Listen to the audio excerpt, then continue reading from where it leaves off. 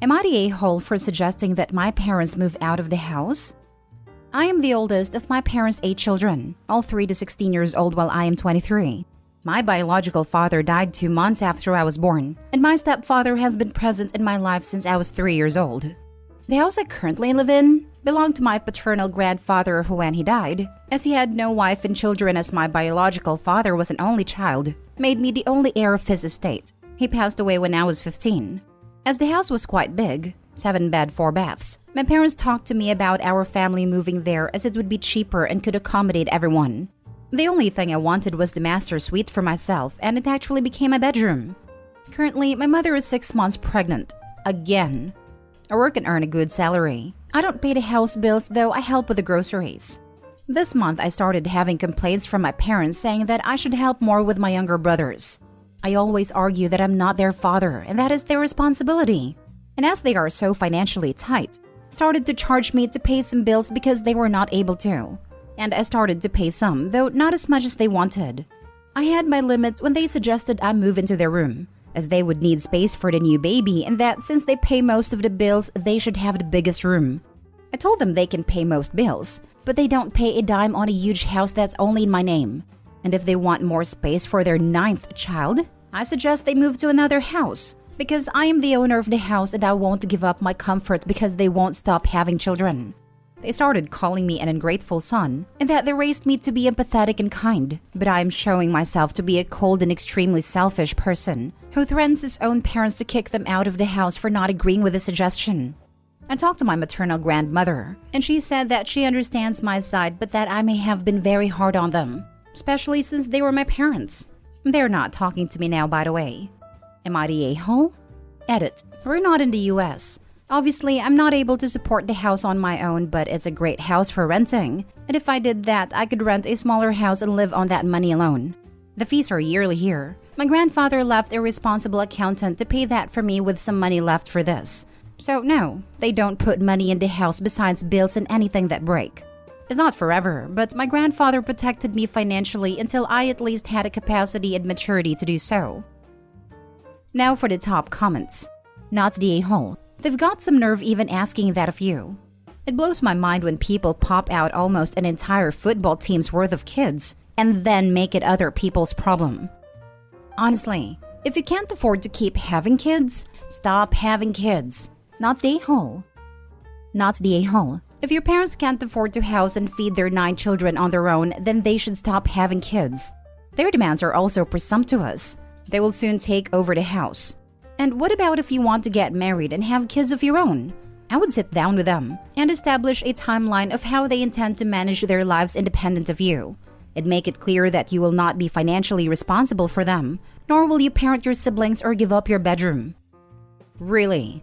If OP gets married, it's only fair for them to move into the home OP already owns. Not the a-hole. Their baby, their problem. I do think it's good for you to pay your share of groceries and utilities. Beyond that, nope. And you know it will just get worse. Soon they'll be bothering you for money to feed, clothe, and educate their kids. Put your foot down. You're already generously letting them stay rent-free. If they don't like the situation, they can leave. So no, you aren't an a-hole. Not at all. Next story. Am I the a-hole for wanting my sister-in-law and her kids to move out of my house? I've been with my boyfriend for 6 years now. And after 2 years of dating, we got our own place together, including my stepson who we have full-time. This was our first ever house we each have had without living with parents/family. My sister-in-law lived with her mom, stepdad, and her 4 kids. She's a single mother. They ended up losing the house because of financial reasons and pretty much had nowhere to go. So I told my partner that his sister and kids can stay with us until she gets her own place. One of her kids ended up staying with her grandmother. Anyway, so my sister-in-law and her 3 kids moved in with my partner, stepson, and I into our small 3-bedroom house. We made it accommodating so we could all live comfortably together. At first, we were pretty close and hung out a lot, but as time went by, we started drifting apart. I think it was because of the fact my sister-in-law just stayed home all day, didn't get a job, or even look for one, never helped out with the bills or rent, and would just go out on dates with random guys she met online all the time. My partner and I both work full-time jobs. And every day I would come home and the house was an absolute mess because of all the kids. They tried to clean it, but honestly, there was no point because it would just end up going back to being messy. And I was so sick of it. This went on for over a year. She still didn't have a job and was living here for free. I would tell my partner that she needs to move out, but as she is his big sister, he defended her, even though he was annoyed as well. She ended up getting a boyfriend and would let him stay over at our house with his 2 kids. That's a total of 9 people now in our 3-bedroom house.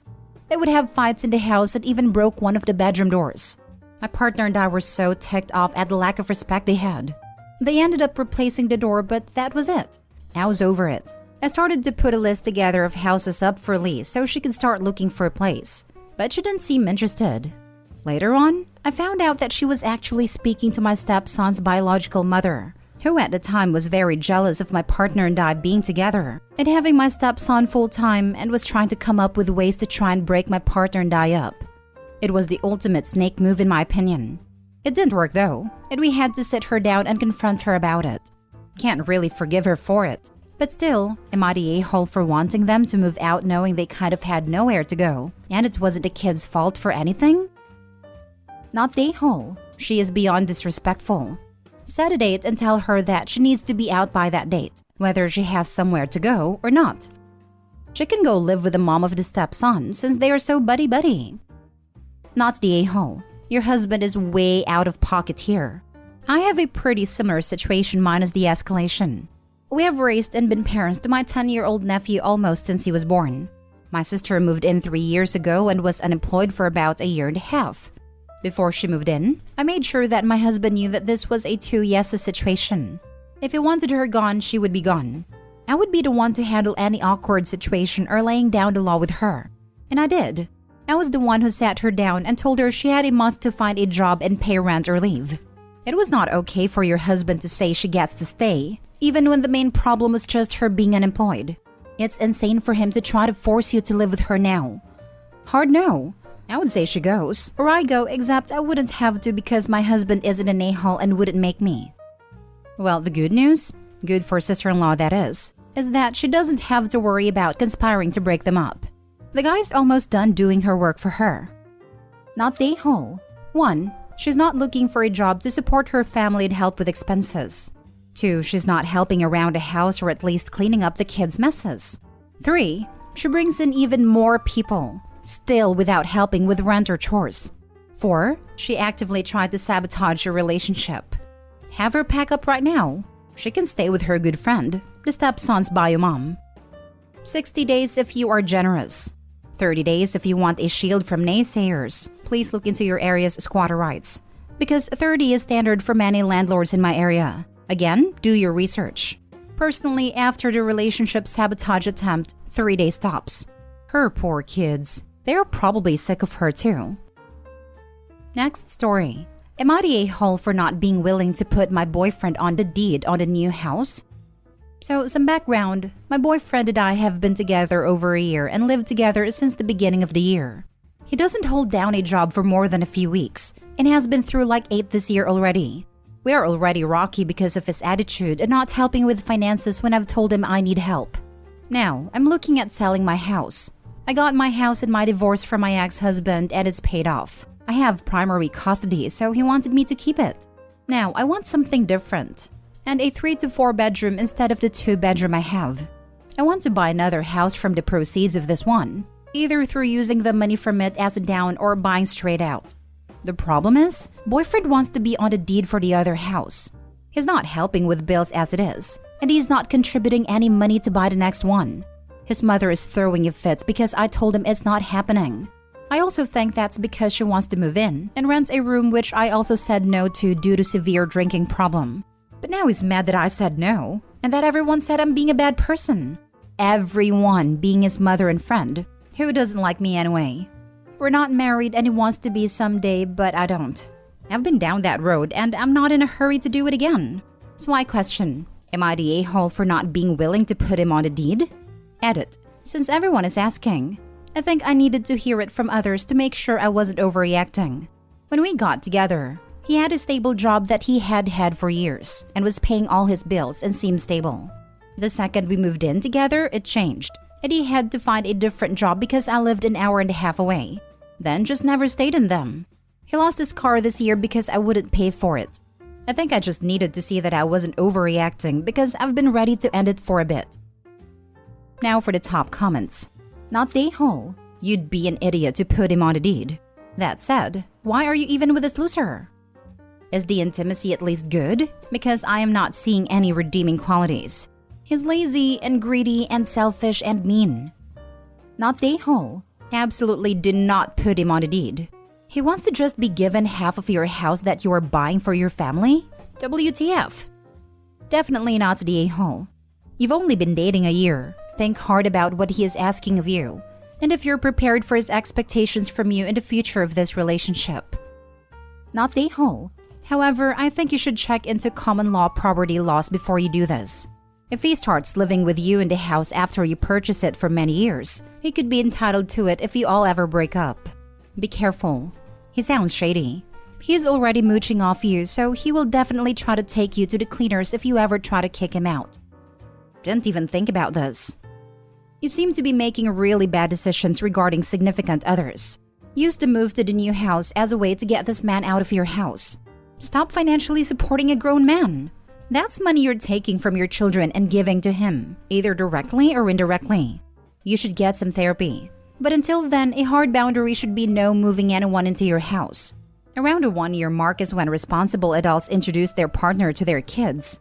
There's no way in hell you should be living together. Last story. Am I the a-hole for refusing to pay for my daughter's plane ticket, but paying for my youngest daughter who this vacation is dedicated to? Hello all. I have 2 daughters named Kate, 23, female, and Alexa, 16, female. For starters, Kate lives with me rent-free and bill-free. She used to live with her mom full-time, but her mom kicked her out at 18. I don't blame her mother, though. Kate was absolutely terrible in her teenage years. She was rude, disrespectful, and would steal, smoke, skip class, etc. Kate barely finished high school and was put in a continuation school. Since this, though, Kate is doing a lot better. She didn't want to go to college, but she works at a fast food restaurant and is saving up for her own apartment. Alexa, on the other hand, is the opposite. She's amazing in school, works, volunteers, and still has time to do sports and clubs. I'm extremely proud of her and feel as if she puts too much pressure on herself. Me and my girlfriend decided to surprise her on a vacation. Alexa has always wanted to go there, and it wasn't as pricey as we expected. We planned this in early October. I told Kate about the vacation and asked if she wanted to come, but she would have to pay her own ticket. She said yes and would give me the money before Halloween. Well, she never gave me the money, even after being reminded, so I booked the trip November 1st for the 18th to 21st of November. I told my daughter this Sunday at dinner and she was very excited. Kate then said, "You'll have to cancel and hope they refund. I work those days." I told her she wasn't coming since she didn't pay. She was confused and thought I was paying for her. I told her that she was an adult who worked and lived free. Why would I pay? She got upset and said, because I'm her daughter, and that I was paying for Alexa, so why not her? An argument then ensued, which resulted in Alexa and Kate crying, with Kate saying she hated me. Kate has been ignoring us until we apologize and pay her ticket, which I won't. Well, yesterday Alexa sent me a link to a video on TikTok where it shows Kate crying and explaining the situation, but she lied about a lot of things in the videos and made Alexa and I look like bad guys. The video got a lot of attention and support. She even opened up a GoFundMe where she received close to $500. I showed my girlfriend and we were both livid. Alexa was also very upset about the comments, which fueled my anger. When she came home, a huge argument broke out and I basically kicked her out for the week. She's been posting on social media platforms since, talking about me, my daughter, and girlfriend. My daughter even got some nasty messages on her social media. My girlfriend told me I'm right on this, but my daughter told me to just pay for her ticket. I want to know if I'm doing the right decision, so help. Not the a-hole.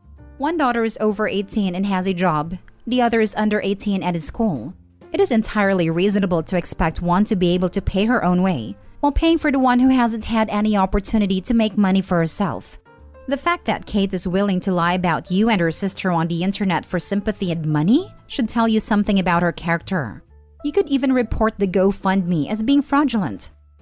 Yes, please do report her to GoFundMe. She should not profit from this. Kinda think everyone sucks here. Her reaction is pretty bad, but it kinda seems like you're stacking the deck against her for past behavior a bit when they're both your daughters.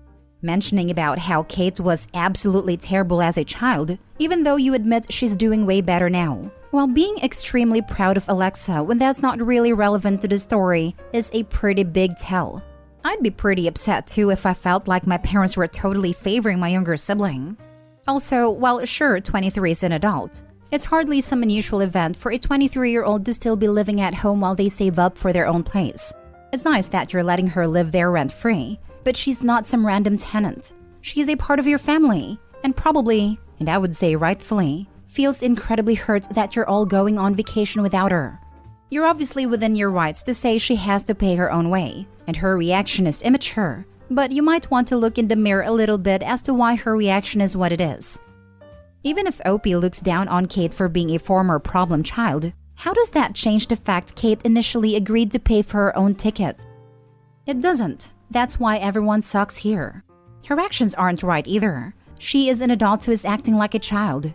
Roasting your family on TikTok is hardly a bastion of maturity. And if she said she'd pay, so be it. But there's clearly bigger issues here with communication. Maybe it's just part of Opie making the case for why they're not the a-hole, but I also really think the description of the problem child versus the little angel who can do no wrong is discomforting too. It's just totally irrelevant to the story. If your argument is she's an adult, she should pay her own way, that's fine. But how they acted as a teenager shouldn't matter. But it really seems like it does. And it seems like that colors the whole story.